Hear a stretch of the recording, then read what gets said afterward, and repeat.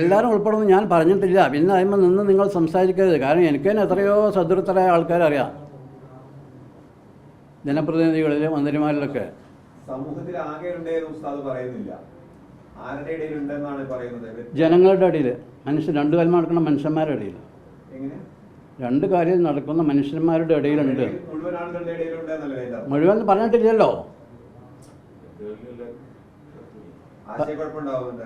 ആശയക്കുഴപ്പത്തിൻ്റെ ആവശ്യമില്ല. നിങ്ങളതിൻ്റെ പ്രസംഗം ഉദ്ധരിക്കും, ആ CD വോയിസ് ഇടി. അതെ, ഇപ്പൊ പറയുന്നതിന് ആശയക്കുഴപ്പമുണ്ട്. അതായത് പൊതുസമൂഹത്തിൽ ആകെ ഉണ്ടെന്ന് ഉസ്താദ് പറയുന്നുണ്ടോ? ആ ഉണ്ട്. അപ്പൊ എല്ലാവർക്കും ഈ വൈഫ് ഇൻചാർജ് എന്നുള്ളത് പൊതുസമൂഹത്തിൽ ആകെ നിലനിൽക്കുന്ന ഒരു സംവിധാനമാണ്. നിങ്ങളെ എഡ്യൂക്കേഷണൽ ക്വാളിഫിക്കേഷൻ എന്താ പറയാലോ? മോശമല്ലല്ലോ ചോദിച്ചത്. അതെ, നിങ്ങളതാ ചോദിച്ചോ. ഡിഗ്രി പറഞ്ഞാൽ മനസ്സിലാവുമല്ലോ. എത്രയെല്ലാം ആയിരക്കണക്കിന് ഡിഗ്രി ഉണ്ട്. ഏത് BA? മലയാളം ആയതുകൊണ്ട് പ്രത്യേകം പിന്നെ നിങ്ങൾ ശ്രദ്ധിക്കേണ്ടതായിരുന്നു. എല്ലാവരും എന്ന് പറയുന്ന അർത്ഥം അറിയില്ല.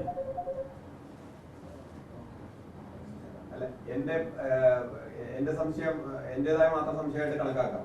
ചോദിക്കുന്നത് ഇത്രയേ ഉള്ളൂ, പൊതുസമൂഹത്തിൽ ആകെ നിലനിൽക്കുന്നതാണോ ഈ ജീർണതകൾ? അതെ, വൈഫ് ഇൻചാർജിനെ മാത്രം പിടിക്കണ്ട. ജീർണതകളുടെ ഒരു ഉദാഹരണം പറഞ്ഞു എന്നുള്ളൂ. കള്ളുകൂടിയൊക്കെ അതിൽ പെടും. അപ്പോൾ എല്ലാവരും നല്ലോണം ഡിഗ്രി വെച്ചാൽ ചിലപ്പോൾ അറബി ആയിരിക്കും, ചിലപ്പോൾ ഹിന്ദി ആയിരിക്കും. അപ്പോൾ എല്ലാവരും കൃത്യം അറിഞ്ഞോളണമെന്നില്ല. തീർച്ചയായിട്ടും ഞങ്ങൾ പൊള്ളും, നിങ്ങളെപ്പോഴും പറഞ്ഞു തരാറുണ്ട്.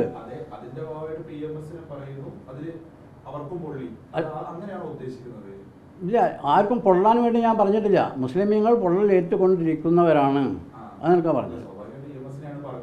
സ്വാഭാവികമായിട്ട് പറഞ്ഞല്ല, അത് എങ്ങനെ പറഞ്ഞു നിങ്ങൾ വിലയിരുത്തണ്ടേ.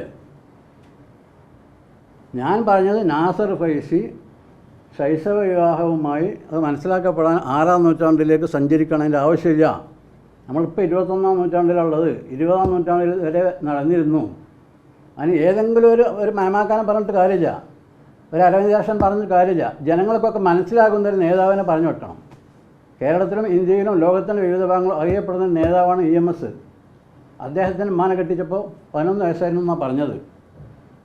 ഉദാഹരണം പറഞ്ഞാണ്, ചരിത്ര വസ്തുത പറഞ്ഞാണ്. ചരിത്രം പറഞ്ഞ് ചിലർക്ക് പൊള്ളും.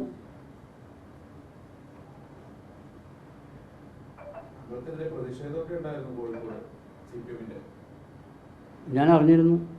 ഈ ദുനിയാവ് മുഴുവൻ പ്രതിഷേധിച്ചാലും വസ്തുതകൾ വസ്തുതയായിട്ടേ നിൽക്കുള്ളൂ.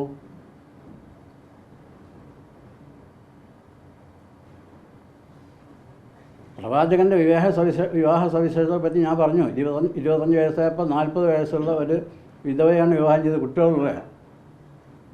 അതൊന്നും ആരും വിലയിരുത്തുന്നില്ല. കഴിഞ്ഞ നൂറ്റാണ്ടിൽ ഇപ്പോഴും ഹൈന്ദവ സമൂഹത്തിൽ ചിലരൊക്കെ ഒന്നിലധികം സ്ത്രീകളെ വെച്ചുകൊണ്ടിരിക്കുന്നവരുണ്ട്, മാന്യമായിട്ട് തന്നെ.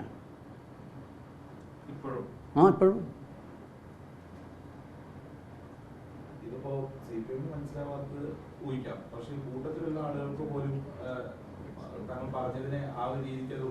ആ കൂട്ടത്തിലുള്ളവരൊക്കെ ഒരു സാമ്പിൾ, ഒരു ഉദാഹരണം മർഫൈസി ഇത് പറഞ്ഞ ആളാണ്.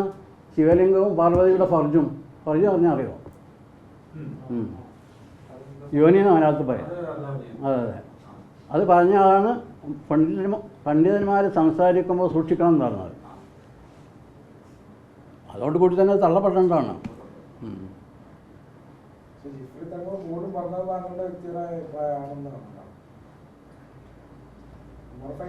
ജിഫിൽ തങ്ങൾ പറഞ്ഞ് ഞാൻ കേട്ടില്ല.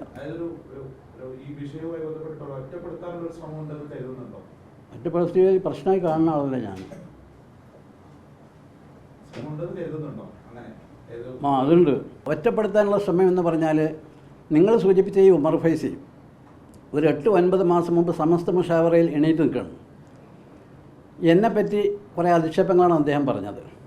ഞാൻ പുത്തൻ പ്രസ്ഥാനക്കാരനാണ്, മുജാഹിദ് ജമാഅത്ത് തുടങ്ങിയുള്ള ആൾക്കാരോട് സന്തത സഹചാരിയായി നടക്കുന്ന ആളാണ് എന്നൊക്കെ പറഞ്ഞാൽ അത് ഇതിൻ്റെ ഒരു തുടക്കമായിരുന്നു.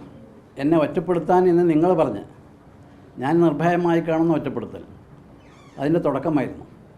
അപ്പോൾ മുഷാവറയിൽ അത് പറഞ്ഞിട്ട് മുഷാവറ അത് നിശബ്ദം അംഗീകരിച്ചിട്ടുണ്ട് എന്ന് വരുത്തി തീർത്തുകൊണ്ടുള്ളൊരു കുപ്രചരണത്തിനായിരുന്നു ശ്രമം. ഞാൻ പറഞ്ഞു, ഞാൻ പുത്തൻ പ്രസ്ഥാനക്കാരനോ പിന്നെ മുജാഹിദോ ജമാഅത്തോ അങ്ങനെ ആരെങ്കിലും ആണെങ്കിൽ ഇതിന് തെളിവ് ഹാജരാക്കണം. ഒന്നുകിൽ അവരുടെ വിശ്വാസധാരകൾ എന്തെങ്കിലും ഞാൻ എൻ്റെ ജീവിതത്തിൽ അനുവർത്തിക്കുന്നുണ്ട് എന്ന് സ്ഥിരീകരിക്കണം. അതുമല്ലെങ്കിൽ ഖുർആൻ പരിഭാഷ ഉൾപ്പെടെ ഞാൻ ചില ഗ്രന്ഥങ്ങളൊക്കെ എഴുതിയിട്ടുണ്ട്. ഏതെങ്കിലും ഗ്രന്ഥത്തിൽ പിന്നെ സുന്നി അഹ്ലുസുന്നത്തി വൽ ജമാഅത്തിന് അഥവാ സുന്നികളുടെ കർമ്മങ്ങൾക്ക് വിശ്വാസങ്ങൾക്ക് എതിരായി എന്തെങ്കിലും അതിൽ രേഖപ്പെടുത്തിയിട്ടുണ്ടെങ്കിൽ അത് തെളിയിക്കണം. അല്ലെങ്കിൽ ഞാൻ ഇടയ്ക്കൊക്കെ പ്രസംഗിക്കാറുണ്ട്, ഏതെങ്കിലും പ്രസംഗത്തിൽ അത്തരമൊരു ആദർശം അല്ലെങ്കിൽ ഒരു അഭിപ്രായം പറഞ്ഞതായിട്ട് തെളിയിക്കണം.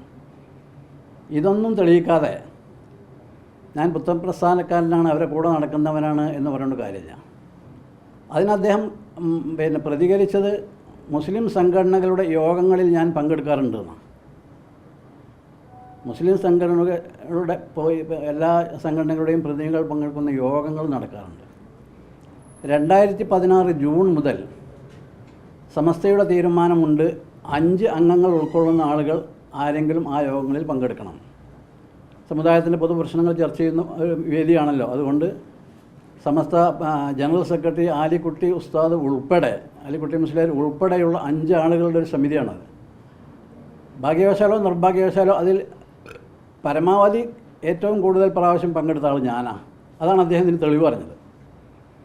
സമസ്ത തീരുമാനിച്ച ഒരു യോഗത്തിലേക്ക് ഞാൻ പോകുന്നു എന്നത്. അവിടെ മുജാഹിദീങ്ങളും ജമാഅത്തുകാരും എല്ലാവരും ഉണ്ടാവും. MSS പിന്നെ MES പിന്നെ തുടങ്ങിയ എല്ലാ ആൾക്കാരും ഉണ്ടാവും. വിവിധ രാഷ്ട്രീയ പാർട്ടിക്കാരും അഭിപ്രായമുള്ളവരൊക്കെ ഉണ്ടാവും. അപ്പോൾ അങ്ങനെ പറഞ്ഞ് ഒറ്റപ്പെടുത്താനുള്ള ശ്രമം അന്ന് ആരംഭിച്ചതാണ്, ഇപ്പോഴും നടന്നുകൊണ്ടിരിക്കുന്നുണ്ട്.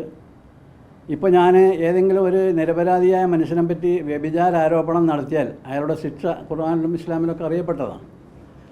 അതാണ് ഞാൻ ചെയ്തതെന്നാണ് പറഞ്ഞത്. നമ്മുടെ സമൂഹത്തിൽ തന്നെ പെട്ട ആളുകൾ.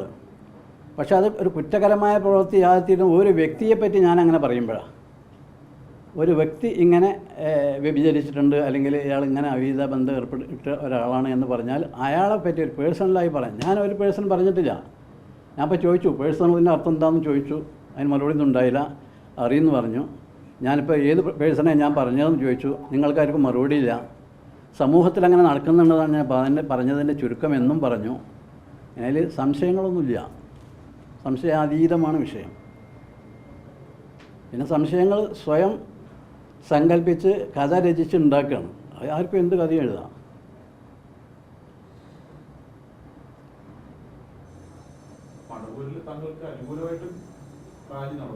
അത് ഞാൻ നോക്കിയിട്ടില്ല. ഞാൻ എന്തെങ്കിലും അഭിപ്രായം പറയുമ്പോൾ എന്നെ അനുകൂലിച്ച് എത്ര ആളുണ്ടാവും അല്ലെങ്കിൽ പ്രതികൂലിച്ച് ആരെങ്കിലും വല്ലതും ചെയ്യുമോ അത് നോക്കാറില്ല. ഞാൻ സത്യം പറയും. ഞാൻ മനസ്സിലാക്കിയ സത്യങ്ങൾ ഞാൻ പറയും. എൻ്റെ ജന്മ പൈതൃകം തന്നെ അങ്ങനെ. MP അല്ലെങ്കിൽ ജനപ്രതിനിധികൾ ആ പറഞ്ഞതിൽ അതിൽ കുറച്ചും കൂടി ഒന്ന് സൂക്ഷ്മത പുലർത്തണമായിരുന്നു എന്നുള്ളൊരു ചിന്ത ഉണ്ടോ? ആ ഒരു ഭാഗത്ത് മാത്രം ഇല്ല, അതില്ല. കാരണം അത് ലോകത്ത് നടന്നുകൊണ്ടിരിക്കുന്ന കാര്യങ്ങളാണ്. ഞാൻ ഇന്നലെ പറഞ്ഞല്ലോ, ഇന്നലത്തെ പത്രമാധ്യമങ്ങളിൽ ഉണ്ടായിരുന്നൊരു വസ്തുതയാണ് ഞാൻ പറഞ്ഞ അവസാനത്തെ ഉദാഹരണം. ഒരു മന്ത്രിയിൽ നിന്ന് ശല്യം സഹിച്ചുകൊണ്ടിരിക്കുകയാണ് എന്ന ഒരു വനിതാ MLA പരാതി. പത്രമണി നോക്കി അന്നേരത്തെ പത്രം നോക്കി ഞാൻ കാണിച്ചു തരാം. അത് വായിച്ചിട്ടുണ്ടാവും.